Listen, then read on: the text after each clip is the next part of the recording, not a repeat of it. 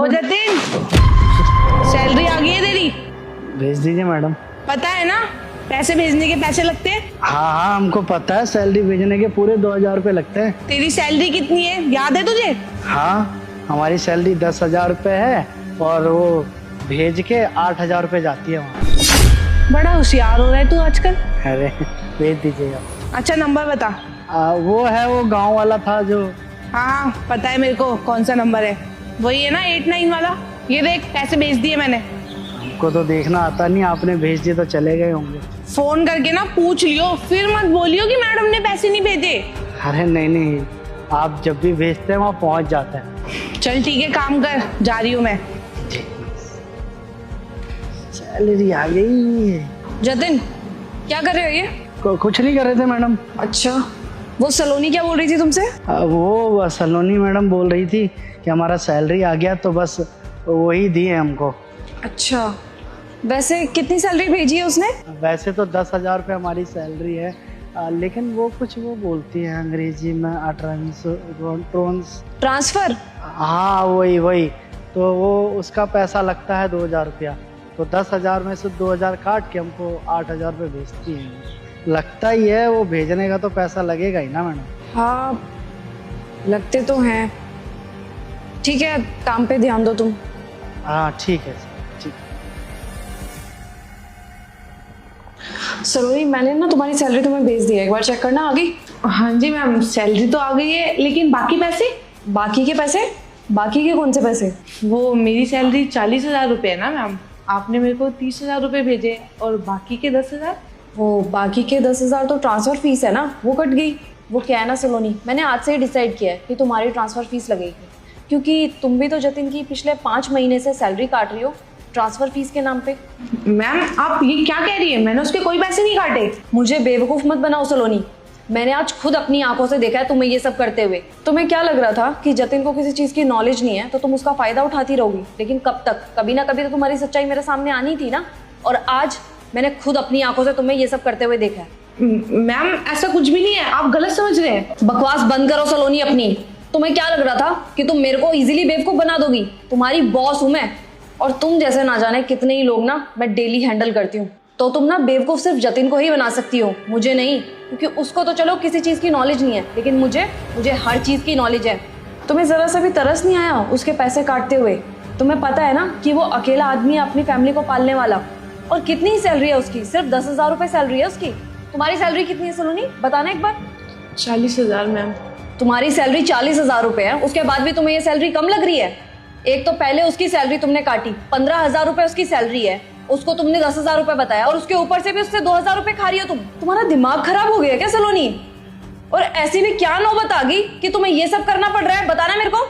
वो मैम मैंने 5 महीने पहले एक फ़ोन लिया था, बस उसी की EMI कटनी थी। हाँ इससे पहले मैंने कभी नहीं किया, बस 5 महीने से ही ये सब कर रही हूँ मैं। और आप चिंता मत करिए, मैं उसके सारे पैसे लौटा दूंगी।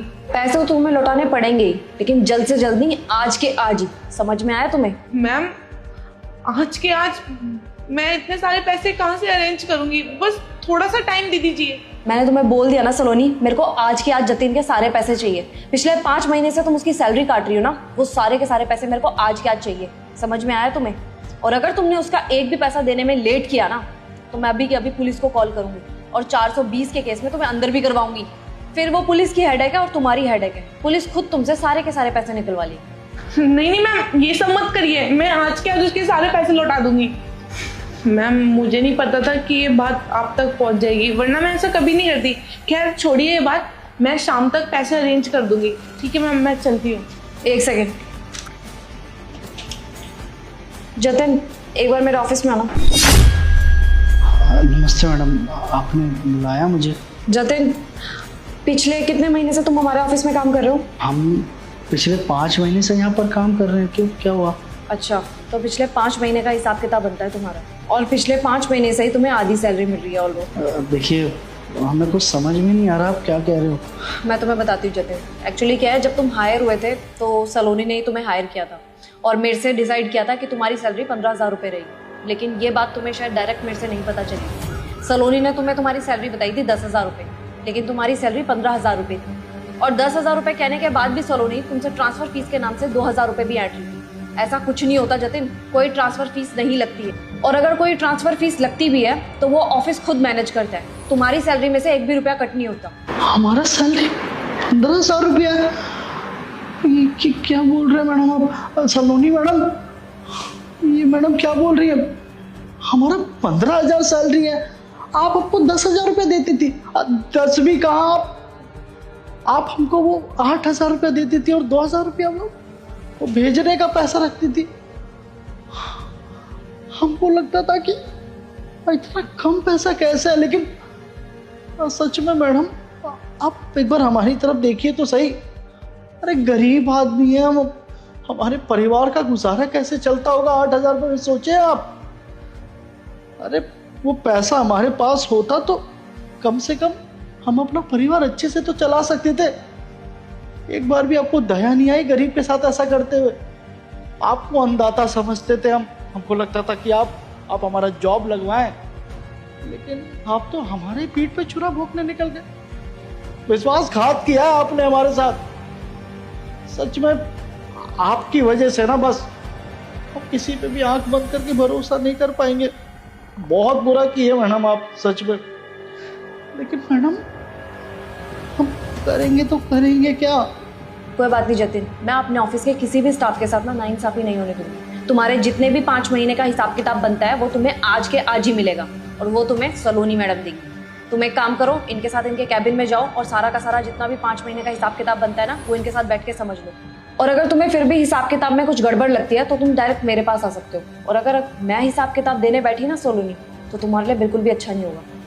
और हाँ जतिन, ये तुम्हारी जिम्मेदारी बनती है, इसको तब तक मत जाने देना जब तक तुम्हारा पिछले 5 महीने का सारे के सारे पैसा तुम्हें नहीं मिल जाता। ठीक है मैडम, हम ऐसा ही करेंगे। और आप चलिए, हाँ सारा हिसाब किताब लेंगे आपसे 5 महीने का। चलिए जाओ जल्दी। ठीक है मैम, जा रही हूँ।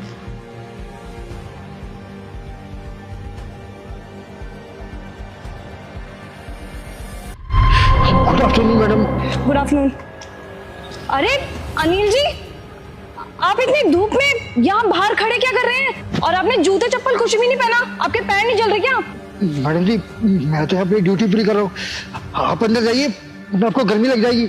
अरे अनिल जी, अगर आपको ड्यूटी पूरी करनी है तो धूप में खड़े होकर के ड्यूटी करने की क्या जरूरत है? आपको कैबिन दे रखा है, आप वहाँ पे भी बैठ सकते हैं, या अगर बाहर ही ड्यूटी करनी है तो छाया में खड़े होकर के अपनी ड्यूटी पूरी करिए ना।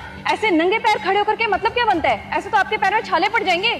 अरे मैडम जी, मुझे तो अपनी 12 घंटे की ड्यूटी पूरी करनी है। अगर मैंने 12 घंटे की ड्यूटी पूरी नहीं की तो मेरी थाली कट जाएगी, और अगर थाली कट गई तो पूरे महीने की तनख्वाह खत्म हो जाएगी। मैडम जी आप अंदर जाइए, आपको लू लग जाएगी, आप जाइए।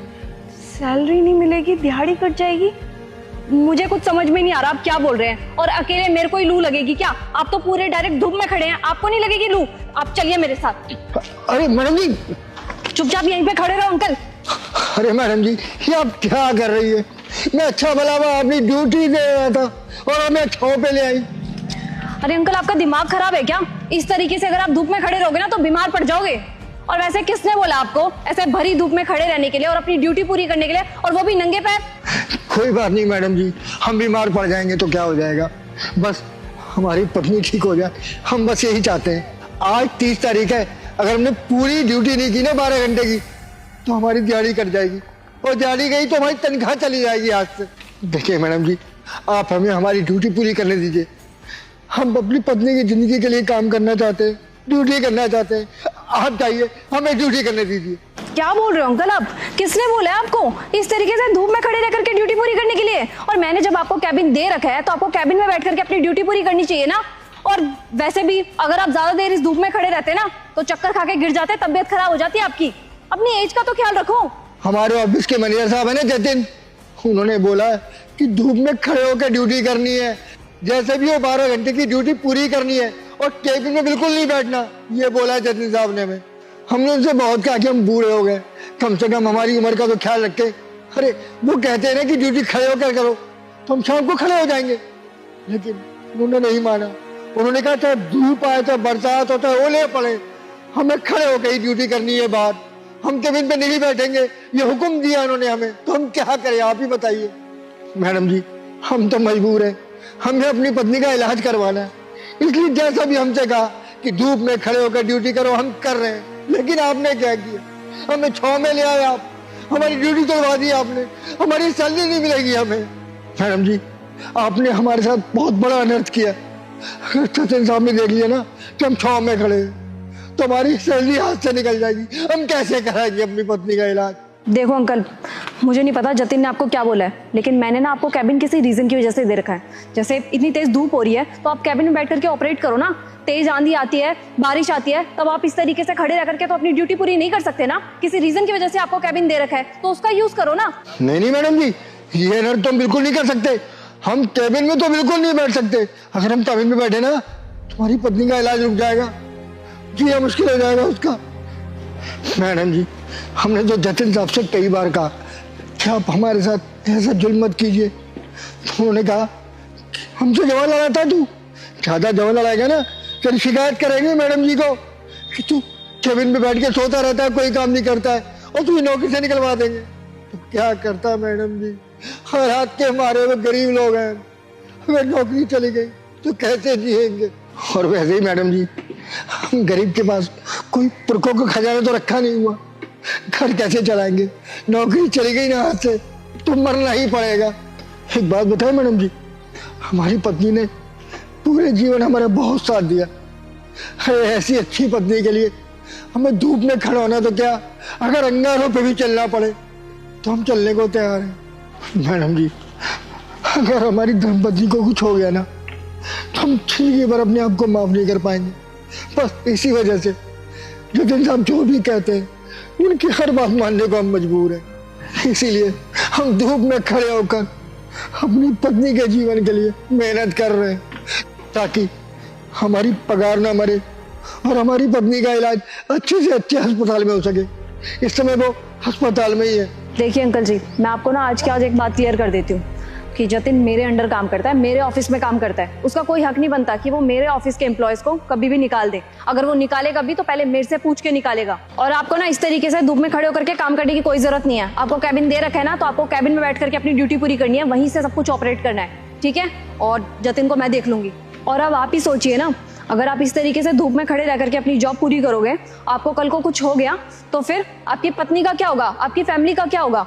आप ही कमाते हो ना अपनी पत्नी के लिए, अपने घर के लिए सिर्फ आप ही तो कमाते हो। तो अगर आप ही स्वस्थ नहीं रहोगे तो आपकी पत्नी का क्या होगा। देखो मुझे कुछ नहीं सुनना अंकल जी, आज के बाद ना आप फालतू किसी की भी नहीं सुनोगे। जो आपको मैं बोलती हूँ ना, सिर्फ और सिर्फ उतना ही करना है। आप कैबिन में जाइए और अपनी ड्यूटी करिए। इस तरीके से धूप में खड़े रहने का कोई मतलब नहीं बनता। मैडम जी आप कह रहे हैं केबिन में बैठने के लिए तो हम बैठ जाएंगे, लेकिन कहीं ऐसा ना हो जतिन साहब हमें पगार ना दे। पगार की टेंशन मत लो अंकल जी। और आपने कहा था ना कि आपकी पत्नी की तबीयत बहुत ज्यादा खराब है, वैसे कौन से हॉस्पिटल में आपकी पत्नी? पीछे है ना लीलावती पंत, हमारी पत्नी उसी अस्पताल में भर्ती है। अच्छा लीलावती में। तो अंकल जी एक काम करो, लीलावती में ना मेरी अच्छी खासी जान पहचान है। अभी आप ड्यूटी व्यूटी छोड़िए और अभी सीधा हॉस्पिटल ही जाइए। आपकी पत्नी को इस टाइम आपकी ज्यादा जरूरत होगी। और एक काम करना, जाने से पहले ना सुनील को अपने साथ ले जाना, और कोई भी जरूरत हो तो प्लीज मेरे को बताना। और हाँ, काम पे ना तब तक आने की जरूरत नहीं है जब तक आपकी पत्नी की तबीयत बिल्कुल ठीक नहीं हो जाती। और इस चीज की भी टेंशन मत लीजिएगा कि अगर आप जॉब पे नहीं आएंगे तो आपको सैलरी नहीं मिलेगी। इस चीज के आपको पूरे पैसे मिलेंगे, कोई पैसा नहीं कटेगा आपका, ठीक है। पहले आप अपनी पत्नी का ख्याल रखिए। और हाँ अंकल, जब तक आपकी पत्नी का इलाज चलेगा ना, उसका खर्चा भी मैं देख लूंगी। आपको बिल्कुल भी टेंशन लेने की जरूरत नहीं है।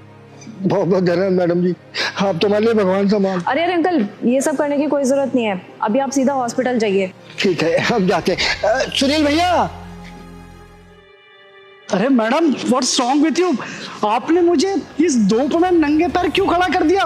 पैर जल रहे हैं मेरे, अगर थोड़ी देर और खड़ा रहा ना तो बेहोश हो जाऊंगा मैं। तुम्हारे पैर जल रहे हो या तुम बेहोश हो जाओ, अगर तुम्हें सैलरी चाहिए ना तो तुम्हें इस तपती धूप में खड़े रहना पड़ेगा। समझ में आया तुम्हें? हाँ मैडम सैलरी तो चाहिए, लेकिन आपने मुझे धूप में क्यों खड़ा कर रखा है? देखो मेरे से ना फालतू की बहस तो करो मत। तुम्हें जितना बोला गया ना सिर्फ और सिर्फ उतना करो। मैडम अगर आपको मुझसे कोई काम है, कुछ बात करनी है तो हम ऑफिस के अंदर चल के बात कर सकते हैं। ऑफिस में तो काम करते हैं, कैबिन में बैठ के आराम से बात हो जाएगी।